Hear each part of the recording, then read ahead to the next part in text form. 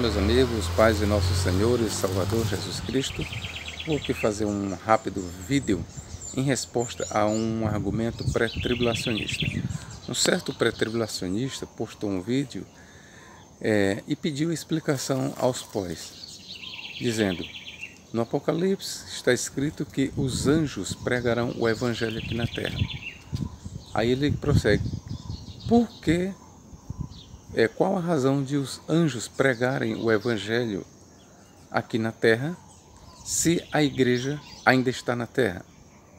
Ora, se a igreja estivesse na terra, logo não havia necessidade de anjos pregarem o Evangelho. Concluindo, se os anjos pregam o Evangelho, ou são vistos a pregar o Evangelho no período da grande tribulação, logo isso prova que a igreja não está na terra, mas foi arrebatada ao céu antes da grande tribulação. Esse é o argumento do nosso irmão pré-tribulacionista, ok? Primeira observação, meus irmãos. Primeiro, vamos lá. O Apocalipse ele é eminentemente simbólico. Eu estou negando literalidade? Não. Estou apenas avisando que o Apocalipse ele é eminentemente simbólico. Segundo, além de haver simbolismos e figura de linguagem, há também mensagens místicas no Apocalipse, ok? Há mensagens místicas. E não é porque nós vemos anjos pregando o Evangelho, porque isso está escrito, que nós vamos entender que literalmente anjos pregarão o Evangelho. Ah, professor, então aqueles anjos significam o quê? Ali são anjos reais.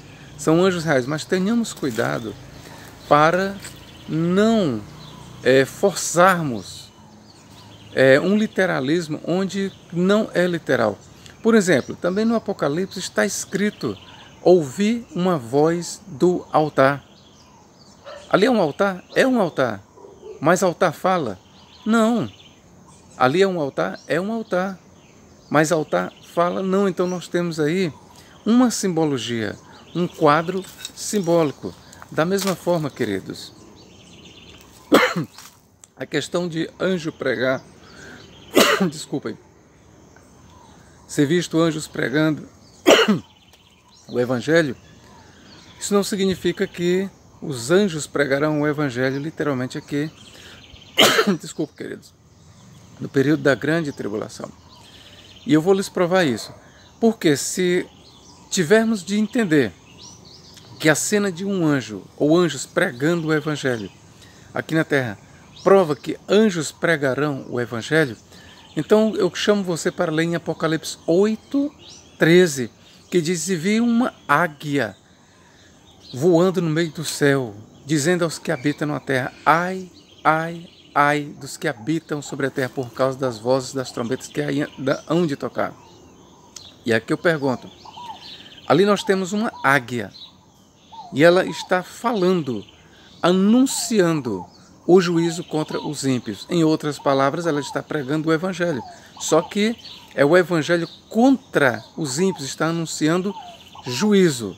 Agora eu pergunto aqui para os senhores: se é verdade que anjos pregarão o Evangelho aqui na terra, porque a igreja não está aqui na terra, então nós devemos também concluir que não só anjos pregarão, mas também haverá uma águia anunciando o juízo contra os ímpios.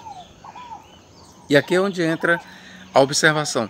Creio que nenhum pré-tribulacionista, por mais fanático que seja, por mais desavisado que seja, vai dizer que haverá uma águia no período da grande tribulação anunciando o juízo contra os ímpios, falando literalmente. Eu creio que não.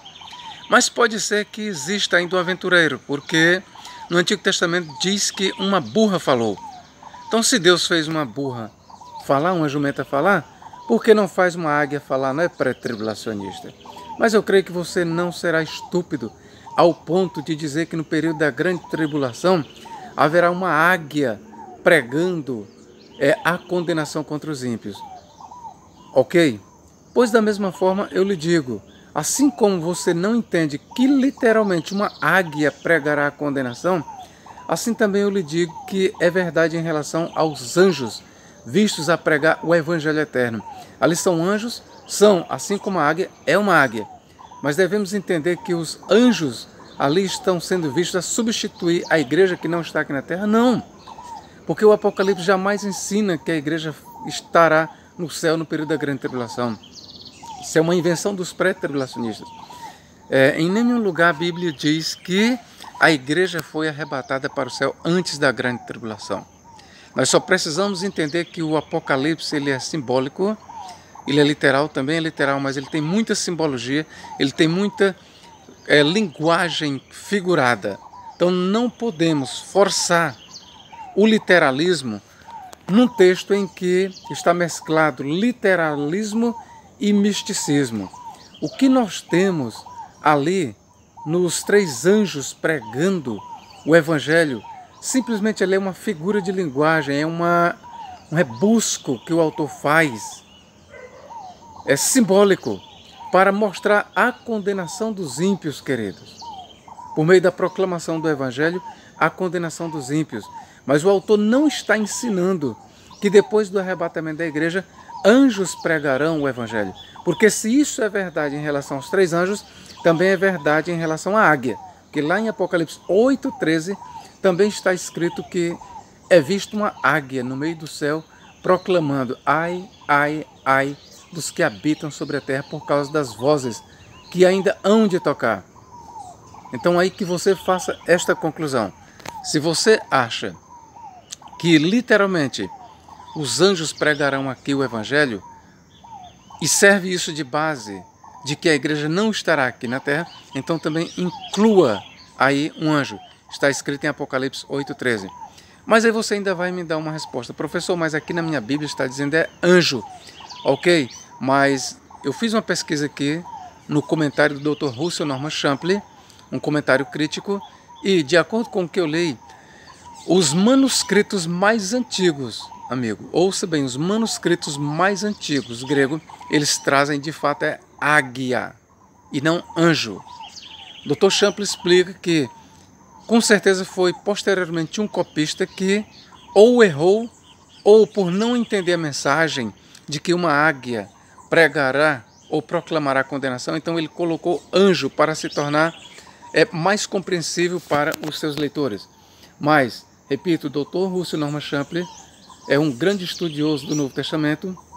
No seu comentário em Notas Críticas, então ele vai dizer que realmente nos manuscritos mais antigos gregos nós temos ali, querido, é de fato uma águia anunciando os 3 ais. E aqui eu repito, precisamos entender que literalmente uma águia vai pregar a condenação? Não precisamos. Da mesma forma, não precisamos entender que o relato dos 3 anjos proclamando a condenação para os ímpios, de fato eles pregarão literalmente aqui. Não precisamos entender isso. E nem o relato dos 3 anjos pregando o Evangelho é uma prova de que a igreja foi arrebatada para o céu. Isso é viagem dos pré-tribulacionistas. Isso não prova, porque se 3 anjos pregando prova que a igreja foi arrebatada para o céu, então eu te convido também a acrescentar o 4º, que aliás foi narrado antes dos anjos. Vi uma águia no meio do céu proclamando aos habitantes da terra: ai, ai, ai dos que habitam sobre a terra, por causa das restantes vozes que ainda hão de tocar. Se a narrativa dos 3 anjos é uma prova de que a igreja foi arrebatada para o céu, então a narrativa de Apocalipse 8:13, que temos uma águia proclamando juízo, também prova de que é uma prova de que a igreja foi arrebatada para o céu. Agora, os pré não vão admitir isso. Ok, queridos? Se a narrativa de 8:13 não constitui uma prova de que a igreja foi arrebatada antes da grande tribulação, também a narrativa dos 3 anjos proclamando não prova. Ali são figuras de linguagem, queridos. Repito, também está escrito no Apocalipse, está entendendo? Que vi ou ouvi uma voz vinda do altar. Então, o que nós lemos ali é um altar falando, um altar celestial falando, assim diz o autor do Apocalipse. E aí eu pergunto mais uma vez para você, você acha que o autor está dizendo que realmente um altar no céu falará? Não, nós temos que entender a mensagem mística por trás disso. Ok, querido? Se você gostou deste vídeo, eu peço que você dê um like, beleza? E compartilhe este vídeo, ok? Que Deus em Cristo nos abençoe e nos guarde para todos sempre. Amém.